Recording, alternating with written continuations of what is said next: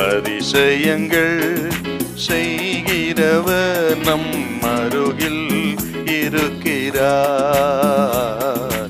அற்புதங்கள் செய்கிறவர் என்றும் நமக்குள் வசிக்கிறார். லூக்கா சுவிசேஷம் 5ஆம் அதிகாரம் 10-11. சீமோனுக்கு கூட்டாளிகளான செபதேயுவின் குமாரராகிய யாக்கோபும் யோவானும் அந்தப்படியே பிரமித்தார்கள். அப்பொழுது இயேசு சீமோனை நோக்கி, பயப்படாதே, பயப்படாதே, இது முதல் நீ மனுஷரை பிடிக்கிறவனாய் இருப்பாய், இது முதல் நீ மனுஷரை பிடிக்கிறவனாய் இருப்பாய் என்றார். அவர்கள் படகுகளை கரையிலே கொண்டு போய் நிறுத்தி எல்லாவற்றையும் விட்டு அவருக்கு பின் சென்றார்கள். முழுதும் பிரயாசப்பட்டும் ஒன்னும் அகப்படல. சாமி, ஆழத்தை தள்ளி கொண்டு போய் போடுப்பா.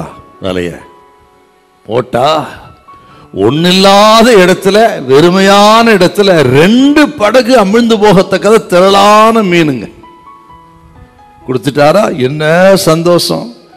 அதை வச்ச உடனே 1000 கற்பனை. இதை வைத்து என்ன செய்யலாம், அதை செய்வேன், இதை செய்வேன் அப்படின்னு அந்த சந்தோஷத்தோட கரையில் இறங்கி வந்தா, அதெல்லாம் விட்டுட்டு நீ என்ன பின்பற்றி வாப்பா. எதை விட்டுட்டு?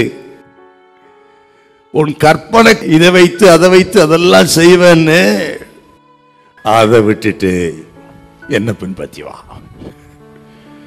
அதை அப்படியே விட்டு ஆண்டவரை பின்பற்ற துணிந்து வந்தவன் தான் சீமோன் பேதுரு, யோவான், யாக்கோபு. அவர்களை கொண்டு தான் உலகத்தை தலைகீழாய் புரட்டி போட்டார் கர்த்தர்.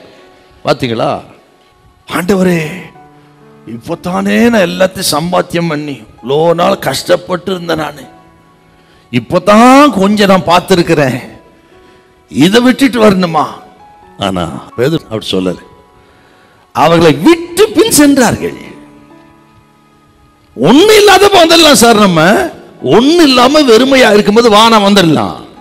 ஆனால் எல்லாம் இருக்கும் பொழுது, இல்லாத பொழுது, 2 படகு நிரம்ப நமக்கு கொடுத்த பொழுது, நிரம்பி வழியும் பொழுது, நிரம்பி வழிகிற ஆசீர்வாதத்தின் பொழுது அதை விட்டுட்டு வான்னு சொன்னா, அப்படி வருவதற்கு ஆயத்தமாய் இருக்கிறவர்களை கொண்டு தான் தேவன் தேசத்தை அசைப்பார். கர்த்தர் சொல்றாரு, கர்த்தர் கேட்கறத கொடுக்க நீங்க ஆயத்தமா இருக்கணும். பெற்றோரே உங்க பிள்ளைகளை கர்த்தருக்காக அர்ப்பணிக்க நீங்க ஆயத்தமா இருக்கணும்.